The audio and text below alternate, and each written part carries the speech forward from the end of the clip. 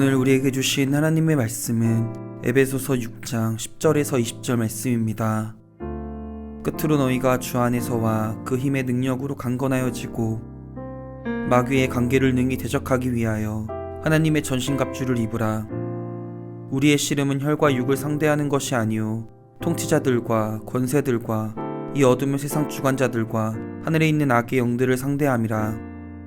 그러므로 하나님의 전신갑주를 취하라. 이는 악한 날에 너희가 능히 대적하고 모든 일을 행한 후에 서기 위함이라. 그런즉 서서 진리로 너희 허리띠를 띠고 의의 호심경을 붙이고 평안의 복음이 준비한 것으로 신을 신고 모든 것 위에 믿음의 방패를 가지고 이로써 능히 악한 자의 모든 불화살을 소멸하고 구원의 투구와 성령의 검 곧 하나님의 말씀을 가지라. 모든 기도와 간구를 하되 항상 성령 안에서 기도하고 이를 위하여 깨어 구하기를 항상 힘쓰며 여러 성도를 위하여 구하라. 또 나를 위하여 구할 것은 내게 말씀을 주사 나로 입을 열어 복음의 비밀을 담대히 알리게 하옵소서 할 것이니, 이 일을 위하여 내가 쇠사슬의 메인 사신이 된 것은 나로 이 일에 당연히 할 말을 담대히 하게 하려 하심이라. 오늘 이 말씀에 많은 은혜 받으시기 바랍니다. 사람들은 여러 가지 일들을 경험하는데요, 누구에게나 피할 수 없는 일들이 있습니다. 이 피할 수 없는 일들을 피하고자 하면 사실은 어려움이 생깁니다. 우리가 좋은 일만 일어나기를 바라도 인생은 절대로 그렇지 않습니다. 피할 수 없는 일들이 많이 일어납니다. 물론 저는 성도 여러분에게 힘들고 어려운 일들이 자주 계속 일어나기를 바라지 않습니다. 그러나 더 큰 믿음, 더 성숙한 믿음은 어떤 힘들고 고통스러운 일이 일어난다고 해도 이길 힘을 하나님께서 주시리라는 소망입니다. 우리에게 힘든 일이 일어나고 피할 수 없는 일이 일어날 때, 그때도 하나님께서는 능히 우리가 그것을 감당할 만한 힘을 더해 주십니다. 인생에서 피할 수 없는 길이 있는 것처럼 신앙의 길에도 피할 수 없는 일들이 많이 있습니다. 저희 교회에서 훈련도서로 함께 권하고 또 훈련도서로 우리가 함께 읽는 책 중에 스크루테이프의 편지라는 책이 있습니다. C.S. 루이스의 작품인데요, 스크루테이프라는 악마가 조카인 웜우드에게 보내는 일종의 교훈의 형식이죠. 편지처럼 쓰고 있는데 말하자면 나쁜 일을 가르치는 거죠. 악한 세력이 우리를 공격하는 때가 있습니다.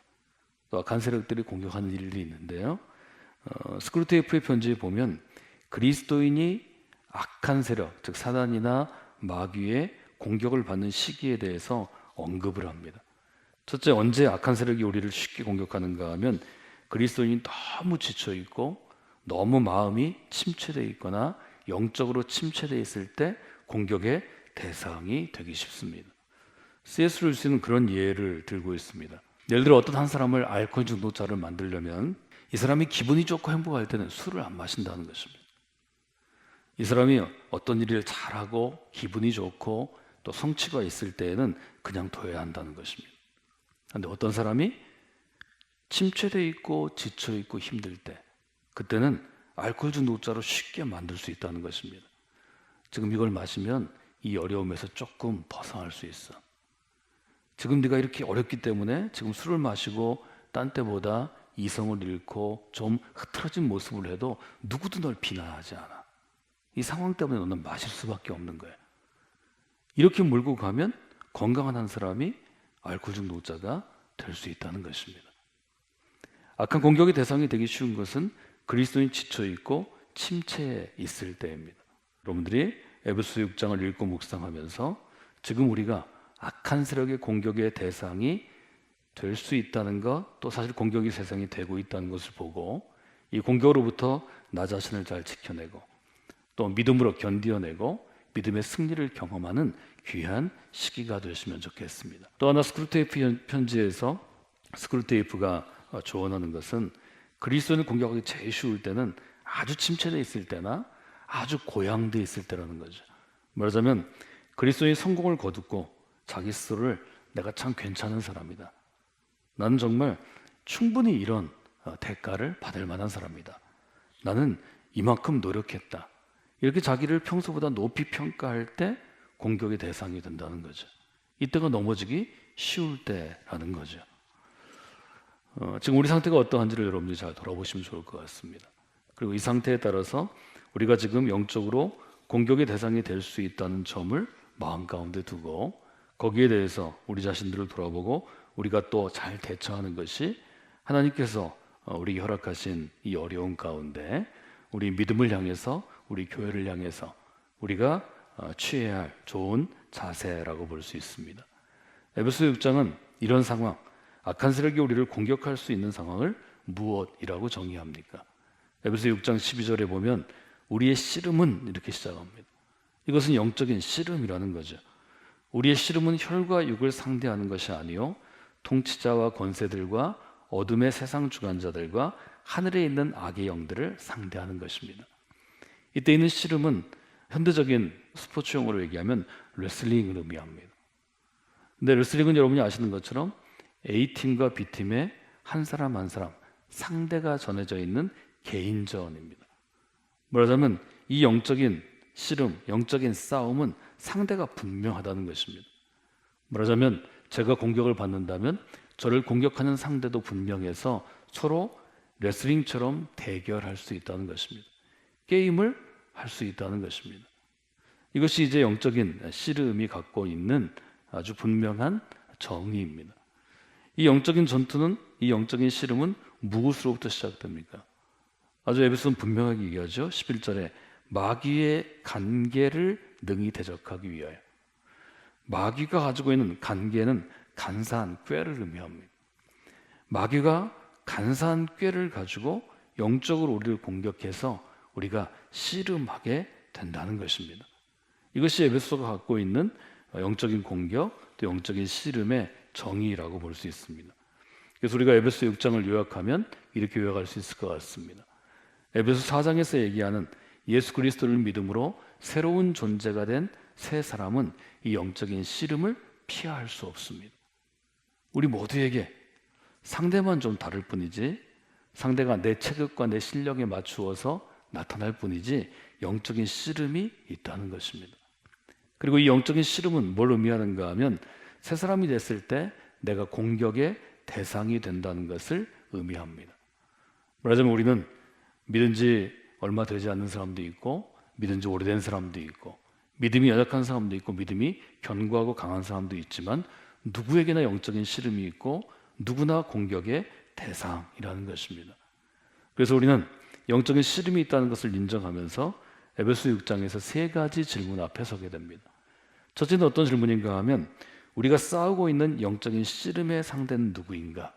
이 점을 여러분이 질문하시고 이 한 주간 제가 여러분에게 신앙의 숙제를 좀 내려고 합니다. 영적인 씨름의 상대가 누구인지 잘 파악하시고 영적인 씨름을 했던 상대편들을 잘 분석해 보시면 좋겠습니다. 두 번째로 씨름을 할 때도 준비를 해야 되겠죠? 이런 질문을 해보시면 좋겠습니다. 영적인 씨름을 우리가 어떻게 준비해야 하는가? 게임에 들어가기 전에 운동선수가 자기의 근육량을 키우고 또 레슬링을 잘하기 위해서 여러 기술들을 습득하고 또 연습 경기를 통해서 더 좋은 선수가 되는 것처럼 영적인 씨름을 내가 어떻게 준비해야 되는가? 두 번째 질문을 여러분들이 하시면서 한 주간을 잘 준비하시면 좋겠습니다. 세 번째는 실제로 게임이 시작된 다음입니다. 이 영적인 씨름을 어떻게 싸워야 하는가? 에베소 6장은 이 세 가지 관점을 가지고 10절로부터 20절을 돌아보시면서 질문하시고 성경을 읽고 생각하고 묵상하고 이 질문에 대해서 답을 좀 찾으시는 이 한 주간이 되시면 좋겠습니다.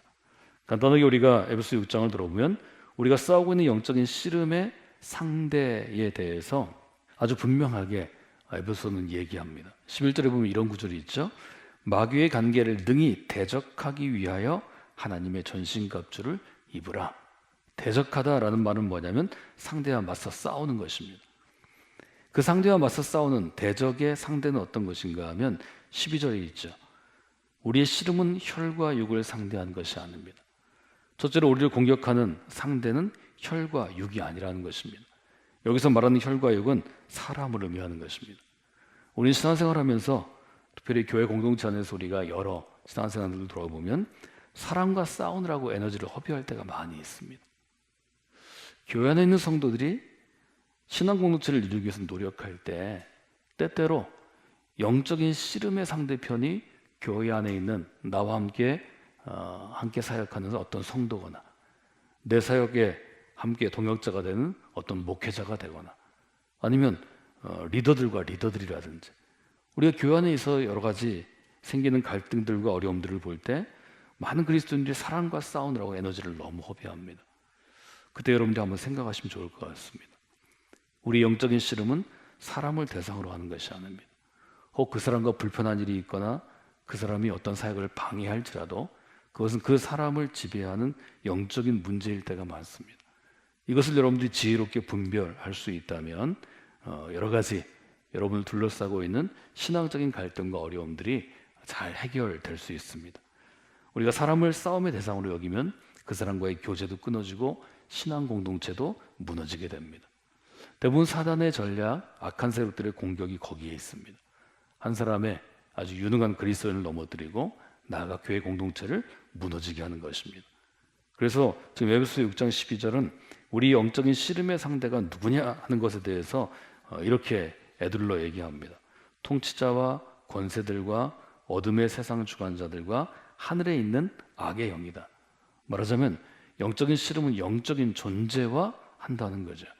이 점을 여러분들이 마음 가운데 두셔야 합니다. 그래서 여러분들이 교회 안에서 어떤 일들을 감당하고 결정하는 실제적으로 일하는 어떤 리더십이 된다면 영적인 눈이 열려야 하고 영적으로 깨어있기 위해서 노력해야 합니다. 저는 이 시기가 여러분 스스로의 영적인 상태와 영적인 수준을 가름하는 아주 좋은 시기가 된다고 생각합니다.